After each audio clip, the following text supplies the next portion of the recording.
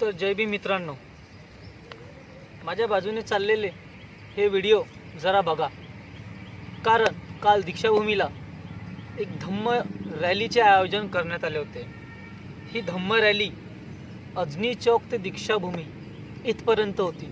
शांतप्रिय आणि बुद्ध तत्वाला अनुसरून अशी ही रॅली होती।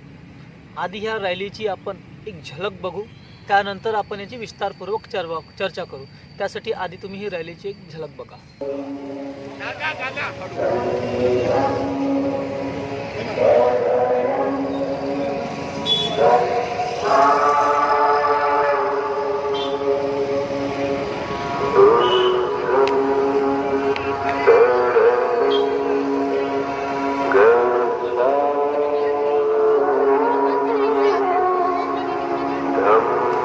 तर ही रॅली तुम्हाला आत्ताच सांगितलं, ही रॅली रहाटे कॉलनी ते दीक्षाभूमीपर्यंत होती।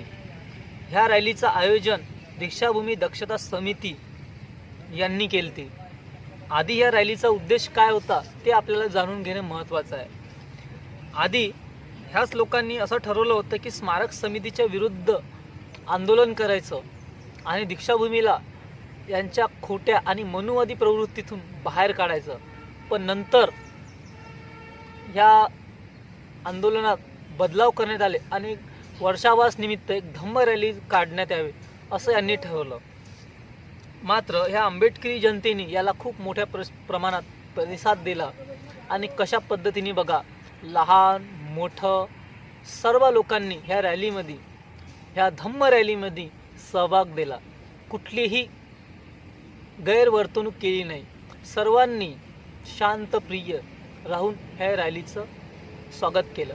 तत्पूर्वी ह्या रॅलीने जेव्हा निघाली रहाटे कॉलनीपासून, तर अण्णाभाऊ साठे चौक जो दीक्षाभूमीच्या समोर आहे तिथे त्यांनी अण्णाभाऊ साठेंना माल्यार्पण करून नतमस्तक झाले आणि नंतर त्यांनी समोरची वाटचाल केली।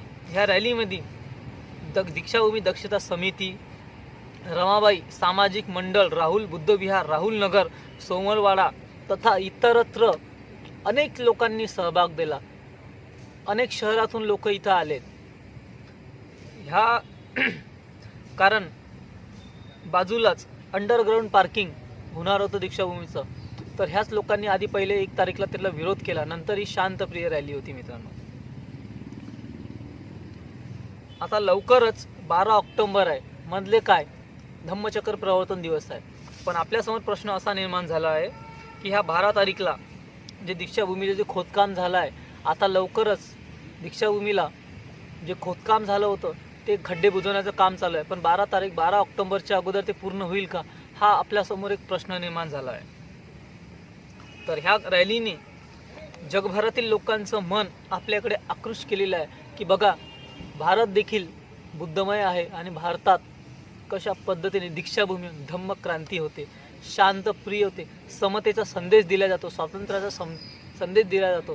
तिथल्या पोलीस प्रशासनाने देखील आंबेडकरी समाजाला, बौद्ध समाजाला भरभरून स्वागत केलेलं आहे। त्यांचं देखील विशेष आभार। कुठलीही हिंसा न करता शांतप्रिय ही रॅली निघाली होती। पोलिसांनी देखील त्यांना सहकार्य केलं, त्यांचं देखील वंदनीय आभार। तर असो, ह्या घटनेला तुम्ही काय म्हणता हे आम्हाला कमेंट बॉक्स नक्की सांगा। आणि जर तुम्ही आमच्या चॅनल नवीन असाल तर आम्हाला लाईक करा, शेअर करा आणि सबस्क्राईब करा आणि आमच्या स्वतंत्र पत्रकारितेला मनोबळ द्या। जय भीम।